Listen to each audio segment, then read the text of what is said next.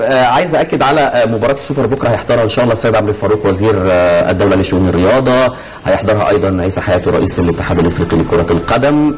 في طبعا يعني شخصيات عامه جيروم ده غالبا هو اللي هيجي بتاع المندوب الفيفا، دايما هو بيحبب مصر قوي، هو بيحب يجي يتفسح يعني، فاعتقد اللي هو هيبقى مندوب موجود ايضا الاتحاد الدولي كاس العالم للشباب. ايوه بالظبط كده، خلاص بقى مصري ما شرب من ميه النيل بقى خلاص رجع لنا. اكيد طبعا هيكون لقاء هام جدا. الحضور الجماهيري عايز اقف شويه كده مع حضرتك استاذ ياسر على موضوع الحضور الجماهيري.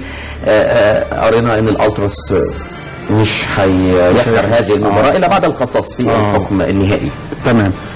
طبعا هو يمكن حكم المحكمه الاول اللي هو بالادانه لعدد من الشخصيات وعملوا عليها مشكله والكلام دون، لكن انا برضو مش عايز اقول يا جماعه طب يا الناس دي اتذبحت ولا 72، انا مش عايز برضو اعمل دغدغه المشاعر، ومش عايز اعمل الموضوع ده تاني، اعمل يعني اعاده ليه يعني بصراحه، لان حاجه مفزعه ال 72 واحد مصري يموتوا يعني مصريين يموتوا مصريين، دي حاجه غير مقبوله شكلا ولا موضوعا. يعني مهما كان العقاب فمصر هي الخسرانه، خلي بالك.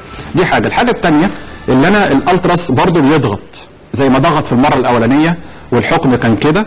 الحكم الثاني اللي هو اللي في مارس اللي هو بقيه الحكم نطق بالحكم، اعتقد ان النادي الاهلي وجماهيره الكبيره جدا هيرتضوا بحكم القضاء النزيه اللي احنا بنثق فيه.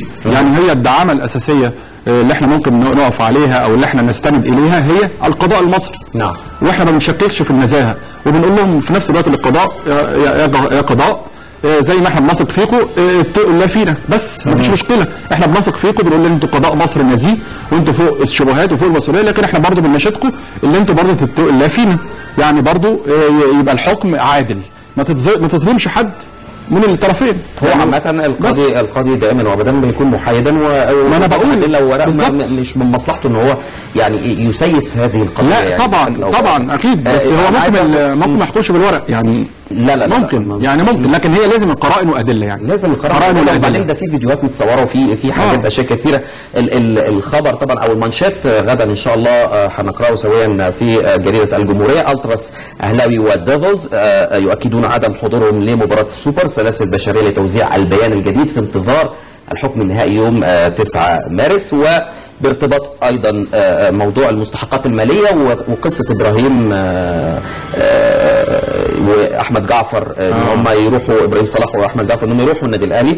فييرا بعد الانتصارات ايضا في جريده الجمهوريه. المستحقات اولا يا مجلس عباس لقاء العوده الافريقي 2 مارس واستعدادات خاصه للذئاب، اشاره منه للقاء المقاولون. هو على فكره اللي عايز اقول لك المدرب البرتغالي بالمناسبه يعني جت المناسبه اللي فييرا مدرب كويس جدا هايل، يعني كانوا البرتغاليين عموما بيفكروا كويس جدا في التدريب، او لهم فكر مختلف. والمجنون العبقري مورينيو بتاع الابيض الملكي وريال مدريد اعتقد يمكن نموذج للمدرب العالمي المتمكن.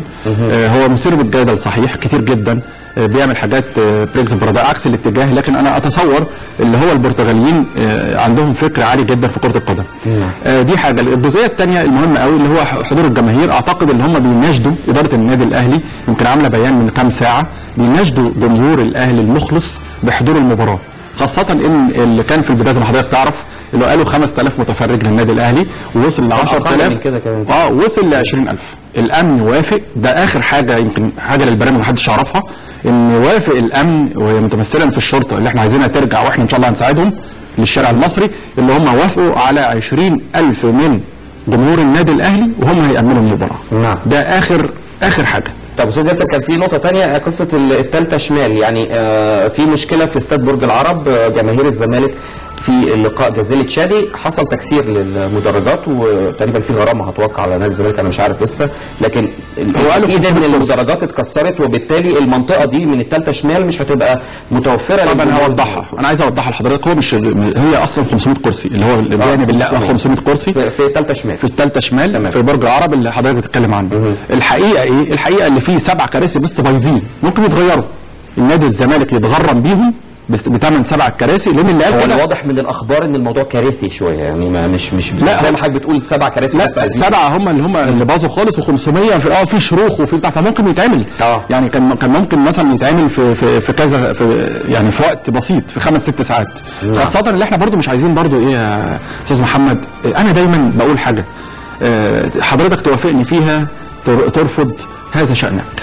ان دايما الصحفي او الاعلامي لازم يمسك يشتغل خرطوم مطافي. ما ينفعش ان انت يعني تشعل الفتنه، تولع الدنيا، ده في مش عارف ايه وفي، انا هستفيد ايه؟ انا ده ما اللي قال امن الاهلي، اللي الكراسي دي تقرير لامن الاهلي، قال ان 500 كرسي منهم 7 بايظين. انا ما بنتقدش امن الاهلي ولا اي امن. انا بقول اللي احنا بقى مع بعض يا جماعه من اتحاد الكوره بالراحه، مش لازم الحاجات بقى نطلع على الصحف والاعلام ونقول كذا وكذا. انت تحترمني وتقول الموضوع فيه كذا، والنادي الزمالك هيلتزم بتصريحه. لو ما التزمش الزمالك هيتخصم من مستحقاته في اتحاد الكوره. الامور تمشي بسيطه يعني سلوس، لان احنا لازم نبقى مع بعض، لازم في المرحله ايضا ان يراعي او تراعي الجماهير او يراعي المشجعين ظروف انديتهم. يعني للاسف يعني قلنا الخزائن كلها خاويه، ونادي الزمالك عنده مشكله